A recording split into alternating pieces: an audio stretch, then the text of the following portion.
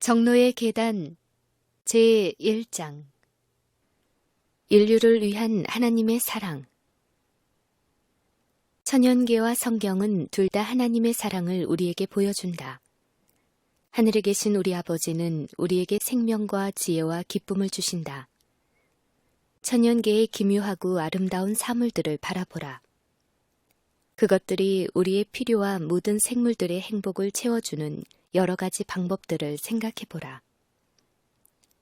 햇빛과 비는 창조주의 사랑을 우리에게 말해준다. 산과 바다와 들은 그분에 관하여 이야기해준다.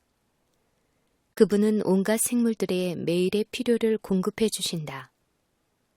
아름다운 시편에서 다윗은 하나님에 대하여 기록하였다. 중생의 눈이 주를 앙망하오니 주는 때를 따라 저희에게 식물을 주시며 손을 펴사 모든 생물의 소원을 만족해 하시나이다. 시편 145편 15절 16절에 기록된 말씀이다. 하나님은 아담과 하와를 더할 나위 없이 거룩하고 행복스럽게 창조하셨다. 지구는 창조주의 손으로 창조될 당시에 아름다웠다. 망쳐졌거나 죽어가는 것은 아무것도 없었다. 그러나 아담과 하와는 하나님의 율법, 그분의 사랑의 율법에 불순종하였다. 불순종은 죽음과 슬픔을 초래하였다. 죄가 고통을 자아내고 있을지라도 하나님은 당신의 사랑을 여전히 나타내셨다. 성경은 아담과 하와가 저지른 일 때문에 하나님께서 땅을 저주하셨다고 말한다. 그분은 가시덤불과 잡초들이 자라도록 허용하셨다. 그분께서 시련과 고통을 허용하셨으므로 사람의 생애가 수고와 걱정으로 채워지게 되었다. 그 고통들은 그들의 유익을 위한 것이었다. 그것들은 사람들을 죄가 빚어낸 수치와 파멸에서 건져내어 구원하는 데 도움이 되었다. 이 죄 많은 세상은 슬픔과 고통만으로 이루어지지 않았다.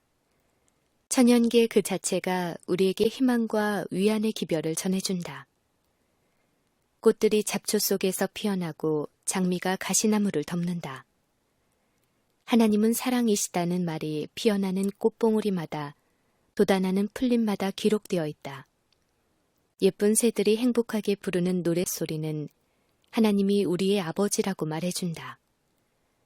아름다운 꽃들은 향기를 풍기고 하나님의 따뜻한 보살핌을 말해준다.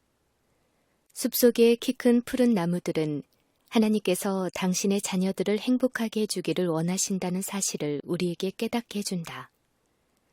성경은 우리들에게 하나님의 품성을 보여준다. 하나님께서 친히 당신의 영원한 사랑과 자비를 우리에게 말씀하셨다. 모세가 주의 영광을 내게 보이소서 하고 기도하자 여호와께서는 내가 나의 모든 선한 형상을 내 앞으로 지나가게 하리라고 대답하셨다. 하나님의 선하심은 그분의 영광이다. 여호와께서 모세의 앞을 지나가셨다. 그분은 여호와로라 여호와로라 자비롭고 은혜롭고 노하기를 더디하고 인자와 진실이 많은 하나님이로라. 인자를 천대까지 베풀며 악과 과실과 죄를 용서하신다고 말씀하셨다. 하나님은 노하기를 더디하시며 인애가 크시며 당신의 변치 않는 사랑을 우리들에게 보여주신다. 하나님께서는 하늘과 땅에 있는 많은 사물을 통하여 우리의 마음을 당신께 붙들어 매신다. 그분은 천연계를 통하여 말씀하신다. 그분은 인간의 마음으로 느낄 수 있는 가장 깊고 따뜻한 사랑으로 우리에게 당신 자신을 나타내신다. 그러나 이 모든 것들도 그분의 사랑을 완전하게 나타내지는 못한다. 비록 하나님께서 이 모든 것들을 주셨을지라도 선의 원수 사단은 우리의 마음을 어둡게 만든다. 사단은 우리가 하나님을 공포감으로 대하고 그분을 가혹하고 용서를 모르는 분으로 생각하기를 원한다. 사단은 사람이 하나님을 동정심이 없는 냉혹한 재판관처럼 생각하게 하고자 노력한다. 사단은 창조주께서 사람들에게 벌을 주기 위하여 언제나 그들의 실수를 지켜보고 있다고 말한다. 예수님께서 오셔서 사람들과 함께 사심으로 이것이 사실이 아님을 보여주셨다. 예수님께서는 사람들이 하나님의 무한하신 사랑을 보기를 원하셨다. 하나님의 아들께서 하늘에서 오신 것은 세상에 하나님 아버지를 나타내기 위함이었다. 본래 하나님을 본 사람이 없으되 아버지 품속에 있는 독생하신 하나님이 나타나셨느니라. 아버지 외에는 아들을 아는 자가 없고 아들과 또 아들의 소원대로 계시를 받은 자 외에는 아버지를 아는 자가 없느니라. 예수님의 제자 중 한 사람이 아버지를 우리에게 보여주옵소서 하고 말했다. 예수님께서는 빌립아, 내가 이렇게 오래 너희와 함께 있으되 네가 나를 알지 못하느냐? 나를 본 자는 아버지를 보았거늘 어찌하여 아버지를 보이라 하느냐? 라고 말씀하셨다. 예수님께서는 지상에서 이루어질 당신의 사업에 대해 말씀하셨다. 그분께서는 주의 성령이 내게 임하셨으니 이는 가난한 자에게 복음을 전하게 하시려고 내게 기름을 부으시고 나를 보내사 포로된 자에게 자유를 눈먼 자에게 다시 보게 함을 전파하며 눌린 자를 자유케 하리라고 말씀하셨다. 이것이 그분의 사업이었다. 그분은 두루 다니시며 선을 행하시고 사단으로 말미암아 병든 모든 자들을 고쳐주셨다. 고통의 부르짖음이 전혀 들리지 않는 마을도 있었다. 예수님께서 그 가운데로 지나가시며 모든 병든 자들을 고쳐주셨기 때문이다. 예수님의 사업은 그분이 하늘에서 오셨다는 것을 보여주었다. 사랑, 자비, 동정이 예수님의 생애의 온갖 행동에 나타났다. 그분의 마음은 인류를 위한 따뜻한 사랑으로 젖어 있었다. 하나님의 아들께서는 인류를 도와주시기 위해 사람이 되셨던 것이다. 아무리 가련하고 비천한 자라도 그분께 나아가기를 두려워하지 않았다. 비록 작은 아이들이라도 그분께 가까이 가기를 원했다.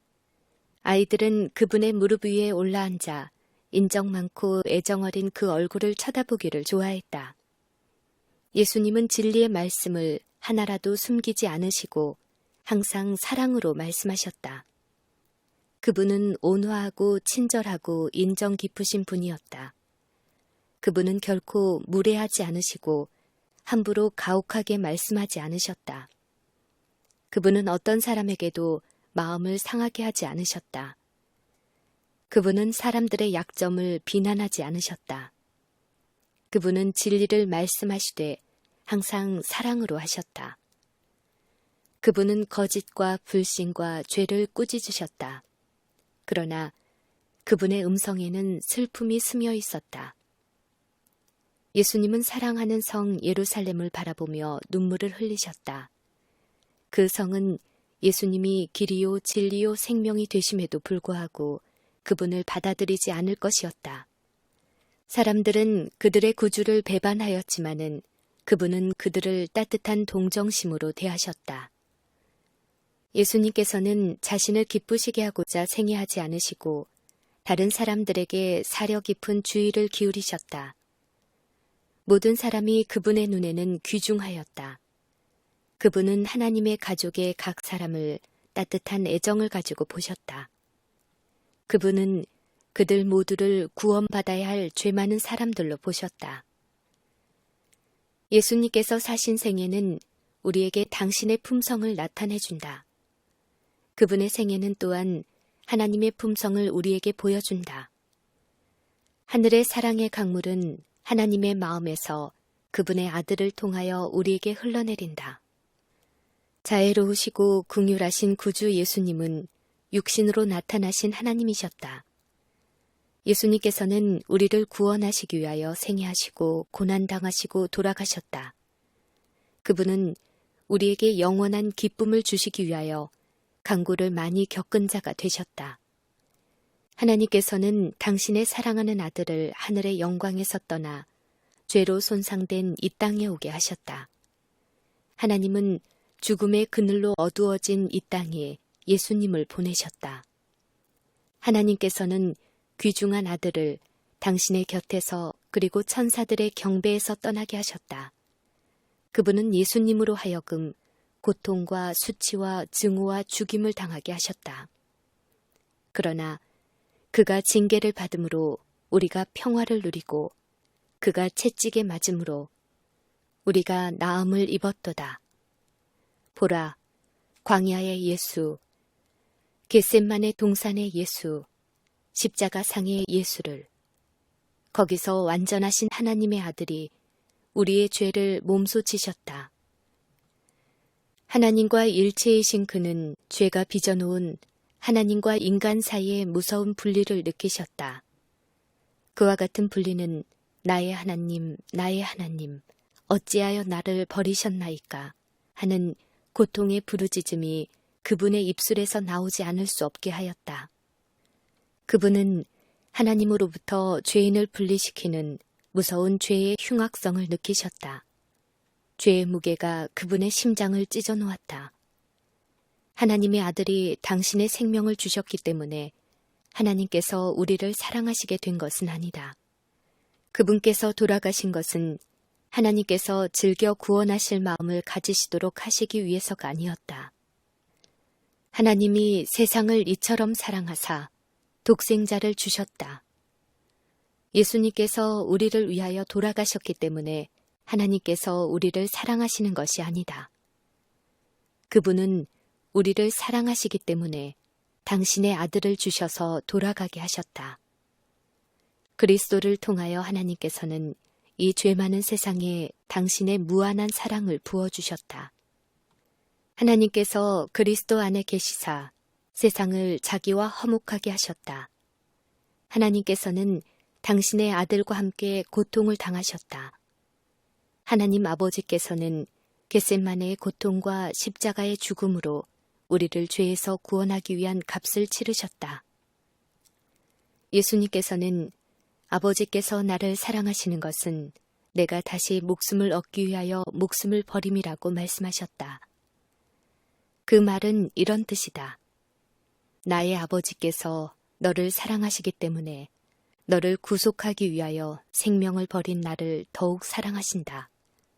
내가 너를 죄를 대신하여 너 대신 죽었다. 내가 이 일을 했기 때문에 나는 아버지와 전보다 더욱 가까워졌다. 이제 아버지께서는 예수님을 믿는 죄인들을 구원하심으로 공의롭고 의로우시다. 오로지 하나님의 아들만이 우리를 구속하고 죄에서 구원하실 수 있다. 오직 아버지와 일체이신 그분만이 하나님께 대하여 우리에게 말씀해 주실 수 있다. 오직 그분만이 하나님의 사랑의 높이와 깊이가 어떠한지 아신다. 오직 우리를 위한 그리스도의 위대한 희생만이 죄인을 위한 아버지의 사랑을 알려줄 수 있었다. 하나님이 세상을 이처럼 사랑하사 독생자를 주셨다. 하나님께서 그리스도를 주신 것은 사람들과 함께 생애하게 하시고 그들의 죄를 담당하게 하시고 그들을 위해 돌아가게 하시기 위함이었다. 하나님께서는 당신의 아들을 이 세상에 주셨다. 그리스도께서는 우리가 어떻게 느끼고 있으며 무엇이 필요한지 아신다. 그분은 하나님과 일체이셨다. 그러나 그분은 우리 중 한 사람이 되셨다. 그분께서는 항상 우리와 함께 하실 것이다. 그리스도께서는 우리를 형제라 부르시기를 부끄러워 아니하신다. 예수 그리스도는 우리의 희생 제물이시다. 그분은 우리를 위해 말씀하신다. 그분은 우리의 형제이며 인성을 쓰고 당신의 아버지의 보좌 앞에 서 계신다. 그분은 영원히 우리 중 하나가 되실 것이다. 그분은 인자이시다. 예수님께서는 우리를 죄의 파멸에서 건져내시기 위하여 이 모든 일을 하셨다. 예수님은 우리들이 하나님의 사랑의 빛을 반사하고 거룩한 생애의 기쁨을 함께 나누기를 바라신다. 하늘에 계신 아버지는 우리를 구속하기 위하여 당신의 아들을 주셨다. 그분은 엄청난 대가를 지불하시고 크신 희생 제물이 되셨다. 그런 큰 희생의 대가는 우리가 그리스도를 통하여 어떤 인물이 될 수 있는가를 깨닫게 해줄 것이다. 사도 요한은 하나님의 사랑의 높이와 깊이와 넓이를 깨달았다. 그는 그것에 관하여 이야기하고자 했다. 그러나 그는 그것을 묘사하기에 적합한 말을 찾을 수 없었다. 그는 보라, 아버지께서 어떠한 사랑을 우리에게 주사 하나님의 자녀라 일컬음을 얻게 하셨는고 하고 말했다. 이 말은 우리에게 얼마나 귀중한가. 죄를 지음으로써 우리는 사단의 백성이 되었다. 그리스도와 또 우리를 위한 그분의 죽음을 믿는 믿음을 통하여 우리는 하나님의 자녀가 된다. 그리스도께서는 죄인들을 돕기 위하여 사람이 되셨다. 우리는 그분께 속할 때 하나님의 아들이라는 이름에 합당한 자가 된다. 그분의 사랑과 같은 사랑은 없다. 하늘의 왕의 자녀, 귀중한 약속, 하나님을 사랑하지 않는 세상을 위한 그분의 위대한 사랑에 관하여 생각하는 일은 얼마나 놀라운 일인가. 하나님의 사랑을 생각하면 우리는 매우 겸손해진다. 예수님의 죽음으로 보여준 바와 같은 하나님의 사랑에 대한 생각은 우리의 마음을 하나님께로 가까이 이끌 것임에 틀림없다. 우리가 하나님의 성품을 연구할 때 우리는 하나님의 자비와 온유와 용서를 알게 된다. 우리는 또한 그분의 공의를 알게 된다. 우리는 그분의 무한한 사랑과 따뜻한 동정심에 대한 많은 증거들을 본다. 그것들은 불효한 자녀에 대한 어머니의 자애보다 훨씬 더 큰 것들이다.